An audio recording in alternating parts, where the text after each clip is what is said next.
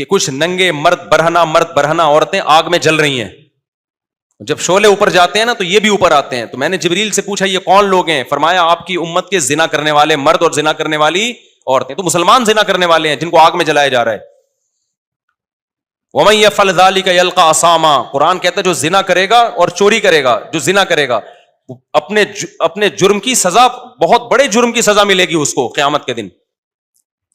اس سے کیا پتہ چلتا ہے؟ ابو ذر رضی اللہ عنہ کا یہ نظریہ تھا کہ اس کو کبھی بھی جنت میں نہیں جانا چاہیے. تو نبی یہ فرما رہے ہیں کہ سزا کھانے کے بعد ایمان کی برکت سے ایک نہ ایک دن وہ بھی جنت میں جائے گا. اگرچہ حدیث میں اس کا صراحتاً ذکر نہیں ہے, لیکن نبی کو معلوم ہے کہ سامنے والے بھی میری بات کا مطلب سمجھتے ہیں.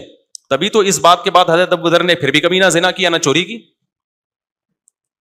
ان کو یہ اشکال ہو رہا ہے کہ کبھی بھی نہیں جانا چاہیے, ٹھیک ہے نا, اتنا بڑا مجرم ہے. تو نبی بتا رہے ہیں کہ اگر زنا اور چوری ہے, یہ جرم ہے, تو ایمان کی نیکی بھی تو ہے نا. دنیا میں کتنے لوگ خدا کے منکر ہیں, کتنے توحید کے منکر ہیں, کتنے رسالت کے منکر ہیں. تو ایمان والا اگر برائیاں لے کے جا رہا ہے تو کلمہ بھی تو لے کے جا رہا ہے نا. یہ کلمہ کوئی ہلکی چیز ہے؟ یہ کمال کی بات ہے کہ چوری کو تو وزن دیں ہم, اور کلمے کی نیکی کو نیکی کا وزن نہ دیں. اس کا مطلب چوری کا وزن کلمے کی نیکی سے بھی زیادہ ہے. تو یہ تو کلمے کی ویلیو گر رہی ہے. کھوپڑی شریف میں بات نہیں آ رہی, میرا خیال ہے آ رہی ہے بات. تو کلمہ سب سے کیا ہے میرے بھائی؟ وزنی چیز ہے. اللہ کو ماننا, اس کی توحید, ایمان بہت بڑی دولت ہے. تو یہ گناہوں کی سزا ملے گی جہنم میں, لیکن بالآخر ایمان کا پلڑا کیا ہو جائے گا؟ بھاری. یہ ایسی نیکی ہے جو اس کے گناہوں کو بالآخر کھا جائے گی. یہ مطلب نہیں ہے, ورنہ چوری اسلام میں اچھا عمل ہوتا یا کوئی مسئلہ ہی نہیں تھا تو چور کا ہاتھ کاٹنے کا حکم کیوں ہوتا؟ اتنی سخت سزا کسی اور مذہب میں ہے؟ دیکھو جب انسان الٹا سوچتا ہے نا تو الٹا ہی سوچتا ہے, اچھا سوچتا ہے تو اچھا سوچتا ہے. ہمارے ایک ریلیٹو تھے, جب بھی میں چور کا ہاتھ کاٹنے کا ذکر کرتا ہوں مجھے دو واقعات یاد آتے ہیں. ایک افغانستان میں جب طالبان نے اعلان کیا کہ چور کا ہاتھ کاٹا جائے گا, پرانے وقتوں میں نا, جو پہلی جب حکومت آئی تھی, تو ہمارے اخباروں میں کارٹون آئے, ہمارے سیاسی لیڈر نے بیان دیا کہ ہم بھی چور کا ہاتھ کاٹیں گے. اگلے دن انہی کا ہاتھ کاٹ کے لوگوں نے لگایا ہوا تھا کہ اگر پاکستان میں چوروں کے ہاتھ کٹنا شروع ہو گئے تو کاٹنے والوں کے ہاتھ سب سے پہلے کٹنے کا خطرہ ہے.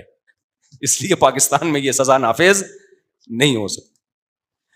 تو دوسرا یہ کہ وہ ہمارے ایک ریلیٹو ہے, بڑے براڈ مائنڈڈ قسم کے. ان کو بہت اشکال ہوتا تھا کہ یار یہ اسلام نے چور کا ہاتھ کیوں کاٹنے کو, کوڑے ووڑے لگا دیتے, تھپڑ شپڑ لگا دیتے, اس کے جیل میں ڈال دیتے, 10 سال نہیں 20 سال جیل ڈال دو, ہاتھ تو گیا بیچارے گا یار, ٹھیک ہے نا. ان کو بڑا اشکال ہوتا تھا کہ اتنی سخت سزا کیوں ہے. یہ کیا ہے؟ منفی سوچ. لیکن جب ان کو تھوڑا اسٹڈی کی, اسلام کے اور بہت سارے حکام پڑھے, میں ان سے ملنے گیا, انہوں نے کہا یار میرے ذہن میں ایک بات آئی ہے کہ میں اس کو نیگیٹو لے کے کیوں جا رہا ہوں. میں یہ بھی تو سوچ سکتا ہوں کہ اسلام جرم سے اتنی نفرت کرتا ہے کہ کسی قیمت پہ بھی زمین پہ جرائم کو برداشت نہیں کرتا. دیکھو 2 منٹ میں نیگیٹو پازیٹو ہو گیا کہ نہیں ہو گیا؟ کہ یار اس کو ہم پازیٹو بھی تو لے جا سکتے ہیں. اسلام کہتا ہے بھائی جرم دیکھنا ہی نہیں, زمین پہ رہنا ہی نہیں ہے, کاٹو سالے کا ہاتھ, کم بخت چوری کرنے کے قابل بچے ہی نہیں دوبارہ. تو یہ بھی تو ہو سکتا ہے. ڈاکو کی سزا جتنی اسلام میں ہے اتنی دنیا میں کسی مذہب میں نہیں ہے. ہر سزا اسلام میں سخت نہیں ہے, یہ ذہن میں رکھو. بہت سی سزائیں نرم بھی ہیں, چند کوڑے مار کے چھوڑ دو بس. لیکن کچھ جرائم ایسے جن کی سزا بہت ہی سخت ہے, بہت زیادہ سخت سزا ہے ان کی. ان میں ایک ڈکیتی ہے کہ آپ نے گن پوائنٹ پہ دن دہاڑے کسی کو لوٹا, تو قرآن کیا کہتا ہے؟ اس کو چوک پہ لٹکاؤ اور سولی دو اس کو. گردن نہیں اڑائی جائے گی اس کی, برچھا سینے پہ مار کے گھمایا جائے گا اس کے. ہاتھ پاؤں کاٹے جائیں گے, ایک طرف سے ہاتھ ایک طرف سے پاؤں کاٹ کے چوک پہ لٹکاؤ. اسلام میں بند کمرے میں پھانسی کا کوئی تصور بولو نہیں ہے. بند کمرے میں نہیں, اسلام میں چوک پہ ہوتا ہے. جو بھی ہوتا ہے مارکیٹ میں ہوگا, تاکہ مارکیٹ میں جو لوگ ہیں ان کو عبرت حاصل ہو, ان کو پتا ہو کہ یہ انجام ہونے والا ہے. پھانسی گھاٹ میں جلاد جانے اور وہ جس پہ گزر رہی ہے وہ جانے. لوگوں کو تو لاش مل جاتی ہے, لوگ سمجھتے ہیں جیسے سب کا انا للہ ہوتا ہے, اس کا بھی انا للہ ہو گیا ہے. اس لیے اسلام میں چوک پہ جو ہوگا کیا ہوگا بھائی؟ چوک پہ.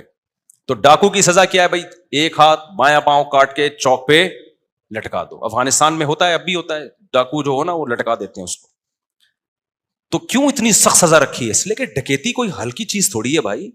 سویڈن سے شادی شدہ جوڑا آیا تھا یہاں پہ, جوان لڑکا, اپنی وائف, ینگ وائف تھی, بالکل نئی نئی شادی تھی, ایک چھوٹا سا بچہ تھا ان کا, پاکستانی تھے. یو پی پہ ڈاکو نے عورت کے سامنے شوہر کو گولی مار دی. تو دل نہیں چاہتا کہ اس کو چوک پہ لٹکنا چاہیے؟ کیا ان کی زندگیوں میں کیا کیا رہ گیا بتاؤ یار. بچی اپنے باپ کو تڑپتے ہوئے دیکھ رہی ہو, لاش کو, پوری زندگی کے لیے اسٹریس اور ڈپریشن میں چلے گی کہ نہیں؟ ہر وقت یہ منظر یاد آئے گا. ایک عورت اپنے جوان شوہر کو اس طرح مرتے ہوئے دیکھے. ان ڈاکوؤں کے ساتھ ہمارے یہاں کیا ہوتا ہے, ان کو پولیس, پھر کورٹ, اس کے بعد وہ تجربہ ہو جاتا ہے ان کو کہ اس دفعہ یہ غلطی نہیں کرنا.